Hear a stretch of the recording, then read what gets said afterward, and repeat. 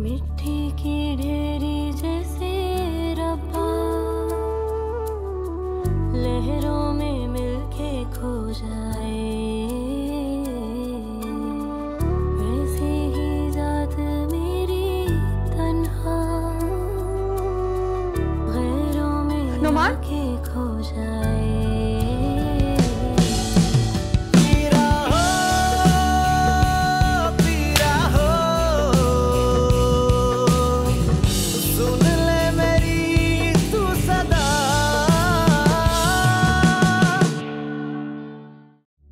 मैं चाहता हूं अपनी सारी प्रॉपर्टी तुम्हारे नाम कर दूं।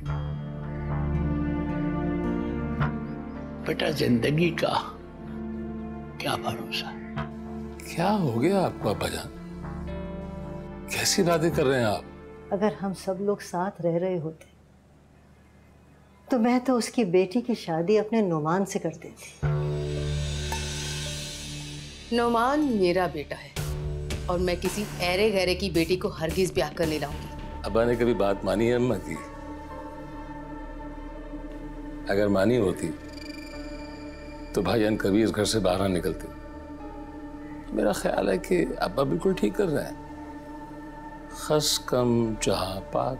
सुन ले मेरी तू सदा।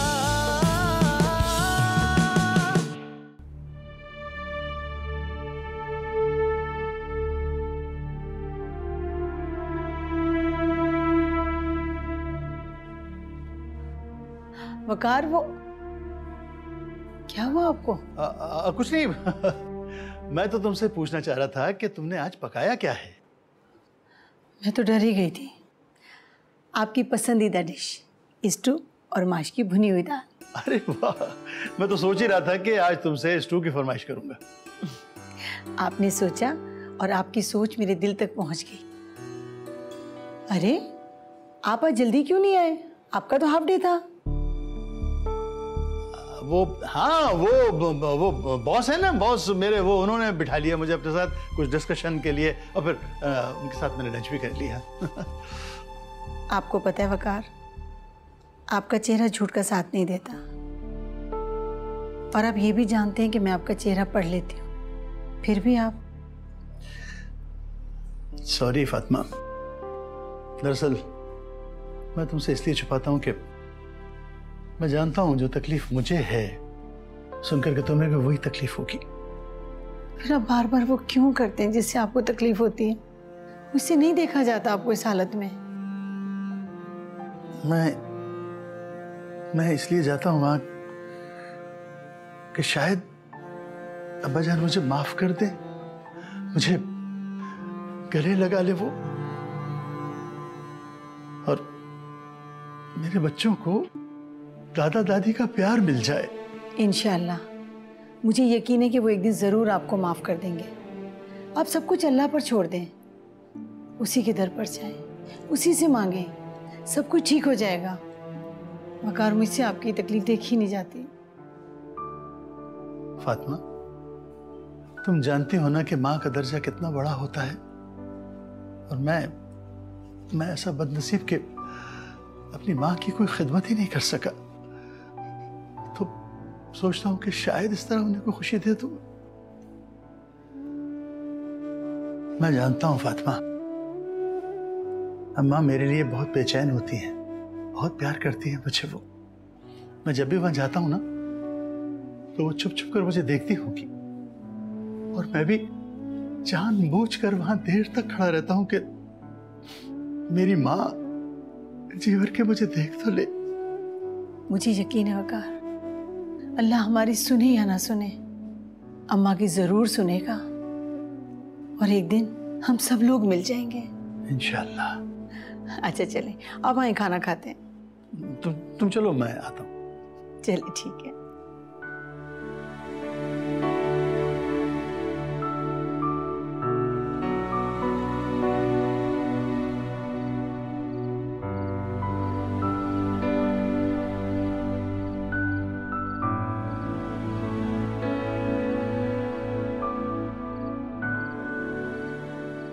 कैसी तबीयत है दादी जान?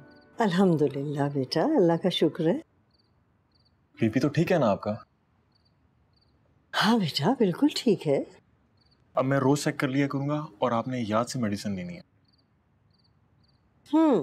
मेडिसिन तो मैं रोज लेती हूँ, लेकिन कभी कभी भूल भी जाती हूँ।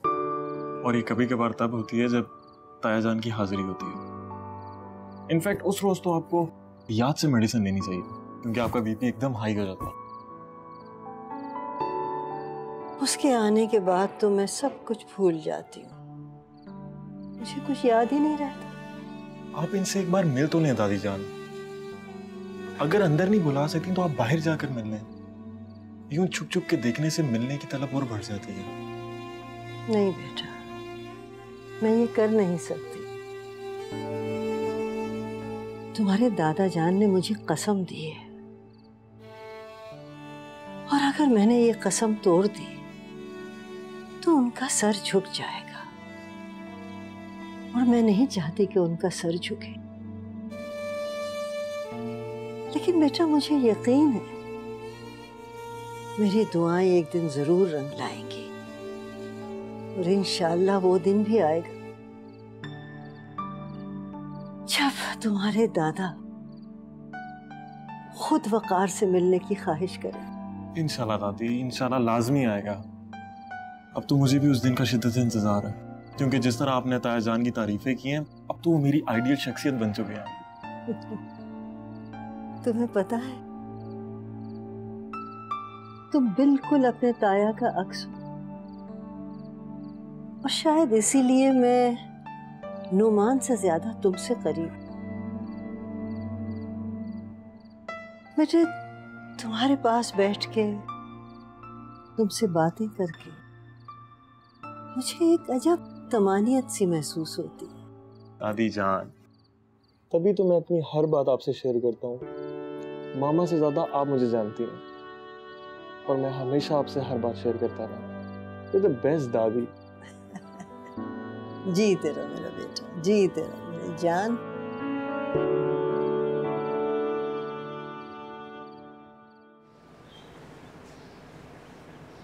मैंने पूरी मालूमात करवा ली है।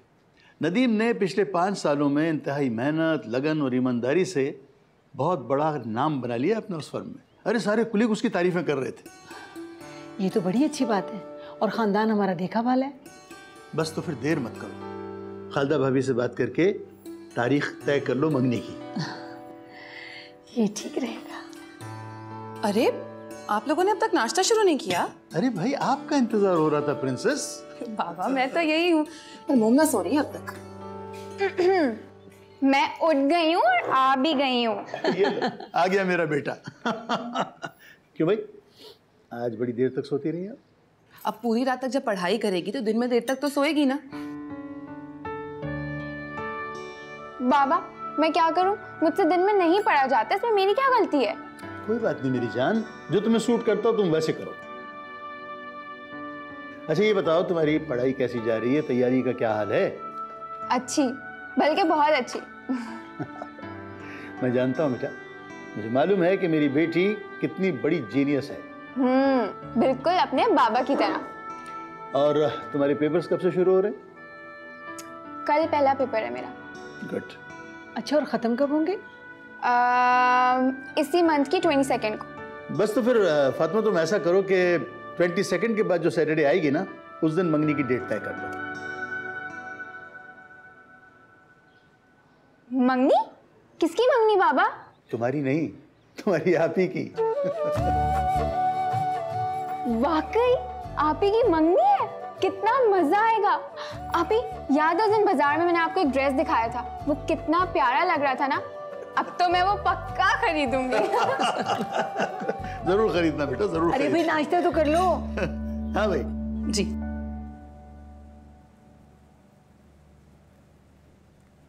शाजिया, ये सब समेट कर ना आज ये कुशन्स के कवर भी चेंज कर लेना। और सुनो, नाश्ता नहीं लगाया अभी तक? और जरा जल्दी कर लेना। हाँ,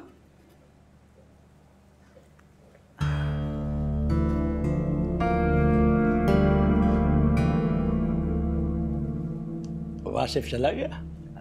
जी मामू जान। रात मिला नहीं, देर से आया था। कोई काम था आपको? मैंने उसे एक काम सौंपा था। जी, कह रहे थे कि बाहर की कोई पार्टी आ गई अचानक, शायद इसीलिए। अस्सलाम वालेकुम दादा जान। वालेकुम अस्सलाम। मामा मेरा नाश्ता लगवाते हैं। बात सुनो, ये तुम हर वक्त इतनी जल्दी में क्यों होते हो? वो दादा जान टीम आ रही है इंस्पेक्शन के लिए, तो उन्हें लेके जाना है विजिट पे, और रात को काफ़ी देर भी हो गई थी मुझे। ठीक है, मैंने तुम्हें हमेशा उजलत में देखा है। यार चीज़ों को मैनेज करना सीखो, जिंदगी में तरतीब तंजीम पैदा करो। वासिफ को देखो कैसे अपने काम वक्त पे करता है। जल्दी सोया करो, जल्दी उठा करो, ताकि तुम्हें परेशानी कोई ना हो। जी, आइंदा ऐसे ही करूँगा। मामा मेरा नाश्ता लगवा दें। हाँ, तुम टेबल पर चलो, मैं लगवा रही हूँ। लगता है हवा के घोड़े पर सवार।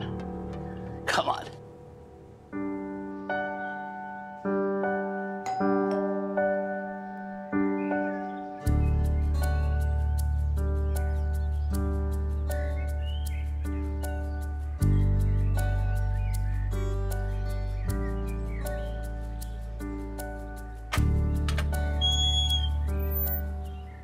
माफ़ कीजिएगा अम्मा, गेट लॉक था, वरना मैं उतर के खुद खोल लेता।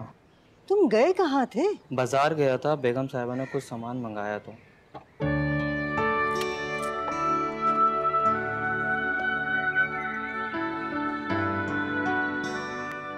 ठीक है, गाड़ी अंदर करके दरवाज़ा बंद कर दो। ठीक है। भाई घर में कोई है? आपका नाम? वकार।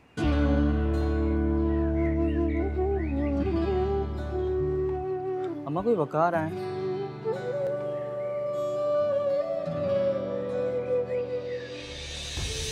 सफिया, अगर आज के बाद तुमने वकार से मिलने की कोशिश की तो तुम मेरा मरा हुआ मुंह देखोगे। माँ, इनसे कह दो मैं किसी वकार को नहीं पहचानती, ये गलत पते पे आ गए। माँ माँ माँ माँ सुने, रुके तो सही। माँ सब आप जाएं, अम्मा आपको नहीं जानती। सुन ले मेरी तू सदा पीरा हो। तुम क्या जानो, एक यही तो है जो मुझे पहचानती। फातिमा, तुमने मुझे दिल से याद किया होगा, तभी तो मैं आज आ गई। और मैंने सोच लिया था कि अगर आज आप ना आती तो मैं आपकी तरफ आ जाती। अच्छा, तो चलो अभी चलो मेरे साथ, मगर मुझे पहले खुशखबरी सुना दो, मेरे हक में ही है ना? जाहिर है खालदा भाभी, आप ही के हक में फ़ैसला होना था, मगर कुछ फॉर्मेलिटीज़ थी जिसके लिए हमें बात करना ज़रूरी थी। सच? वकार भाई ने कह दिया तुमसे? जी, वो सुबह दफ्तर जाते हुए मुझे कहकर गए और कह रहे थे कि इसी महीने की आखिरी तारीखों में मंगनी की डेट रख लेते हैं। हाँ, सो बिस्मिल्लाह, ज़रूर। मैं आज रात ही घर में मशवरा करके बता दूंगी, पर मेरा ख्याल है कि मंगनी के बजाय शादी की डेट दे दो ना तुम। अरे अभी मंगनी तो होने दे, शादी के लिए तो बहुत तैयारी करना होगी। अरे तैयारी की क्या ज़रूरत है फातिमा, मासूमा मेरी बेटी है, मुझे उसके सिवा कुछ नहीं चाहिए। ठीक कह रही हैं आप, मगर मासूमा हमारी भी तो पहली बेटी है ना, हमारे भी बहुत अरमान है। अरे भाई तुम अपने अरमान निकाल लो, मगर मैं कह दे रही हूँ ज़्यादा इंतज़ार ना करवाना मुझे, और मंगनी के फौरन बाद ही शादी की डेट दे देना। इंशाल्लाह भाभी, मुझे तो बहुत खुशी है कि मासूमा ब्याह के आपके घर जा रही है।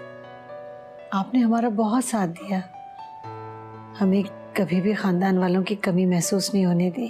फातिमा, अब हम एक ही खानदान है, और ये कोई ज़रूरी नहीं कि खूनी रिश्तों से ही खानदान बनता हो। बिल्कुल ठीक कह रही हैं आप, हमारा रिश्ता तो खूनी रिश्तों से भी ज़्यादा मजबूत है। अरे आप चाय तो लेना, ठंडी हो जाएगी। और मोमना कैसी है? हाँ बिल्कुल ठीक है, आज यूनिवर्सिटी उसकी चल रही है ना, तो बहुत पढ़ाई की बहुत तैयारी हो रही है। मुझे माफ कर देना मेरे बच्चे, मैं बहुत मजबूर हूँ। एक अरसे के बाद तुम्हें करीब से देखा, आंखों की प्यास तो बुझ गई मगर दिल की आग न बुझी। मैं कब से तुम्हें सीने से लगाने को तड़प रही हूँ मगर देखो तुम सामने आए और मैं तुम्हें छू भी ना सकी। मैं तुम्हें बहुत प्यार करती हूँ वकार। तुम जहाँ रहो खुश रहो। माँ तुम्हारे साथ नहीं मगर उसकी दुआएं हमेशा तुम्हारे साथ हैं, हमेशा तुम्हारे साथ।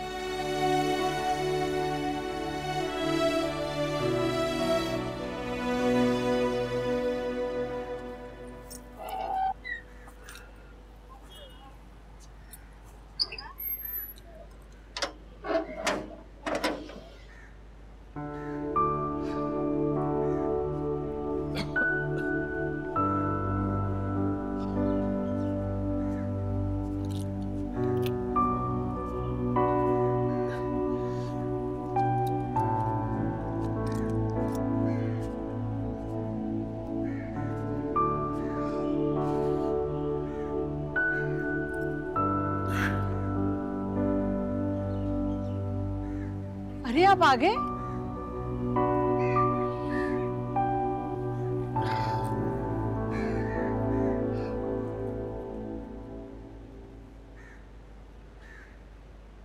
वकार खैरियत तो है ना? हाँ, सब खैरियत। आप अम्मा की तरफ गए थे? क्यों तकलीफ दे रहे हैं खुद को बार बार? आप सब्र क्यों नहीं कर लेते? एक आस थी अब तक, आज वो भी टूट गई। आस? कैसी आस? आज मां से मेरा सामना हो गया। क्या? फिर बात की उन्होंने आपसे? नहीं, अजनबियों की तरह वो फेर लिया उन्होंने मुझे देखकर। वो फेर लिया? ये कैसे हो सकता है? अम्मा ऐसा नहीं कर सकती। जरूर इसकी कोई वजह होगी। मैं भी एक माँ हूं और मैं माँ का दर्द समझ सकती हूँ। थोड़ी देर के लिए औलाद से दूर रहना तकलीफ दे होता है। अम्मा तो इतने अरसे से आपसे जुदाई में है। मैं भी यही समझता था फातिमा कि अम्मा बरसों के बाद मुझे देखेंगी तो मुझे गले लगा लेंगी, मगर ऐसा नहीं हुआ। वकार जरूर कोई मजबूरी होगी। क्या मजबूरी हो सकती है? क्या मजबूरी हो सकती है? जब मैंने कह दिया कि मैं उससे कोई ताल्लुक जोड़ना नहीं चाहता तो वो क्यों आता है यहां? मैं चाहता हूं कि लोग इस वाकये को भूल जाएं, मगर वो भूलने नहीं देता। रोज आके मेरे दरवाजे पे खड़ा हो जाता है ताकि लोगों को बातें बनाने का मौका मिल जाए। अब मैं घर के मुलाजमिन को क्या बताऊं कि वो कौन था जो तुम्हें मां कह के बुला रहा था? ये सब बातें आप मुझे क्यों सुना रहे हैं? मेरा उससे कौन सा ताल्लुक है जो मैं जाकर उसको समझाऊं? ताल्लुक तो रखना चाहती हो तुम, मगर मेरे खौफ से आगे नहीं बढ़ती। मैं एक बात फिर कह रहा हूं, जिस दिन तुमने उससे मिलने की कोशिश की उससे बुरा कोई नहीं होगा। हो सकता है कि अब्बा जान ने उन्हें अपनी कसम दी हो। कसम? तुम ठीक कहती हो, क्योंकि अम्मा मुझे देख के पहले तो बेताबी से आगे बढ़ी, फिर रुक गई, जैसे उन्हें कुछ याद आ गया हो। यकीनन अब्बा जान ने कोई बहुत बड़ी कसम दी है उन्हें, बहुत बड़ी कसम दी है उनको, बहुत बड़ी।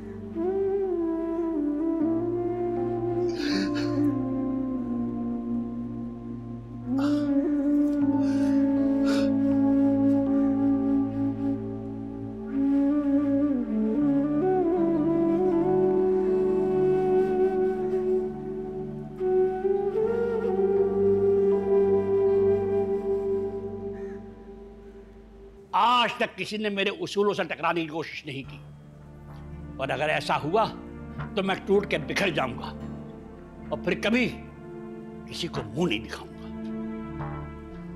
मैंने तो आज तक कभी आपके हुक्म की सरताबी नहीं की। अगर करनी ही होती तो 25 साल तक अपने बेटे की जुदाई बर्दाश्त न करती। कभी सोचा है आपने? मत कहो उसे मेरी औलाद। अगर मेरी औलाद होता तो बाप का सर औरों के सामने झुकाकर मुझे शर्मिंदा न करता। मेरी औलाद वासिफ है, जिसने मेरी खुशी की खातिर नायला को अपनाया और मेरा मान रखा।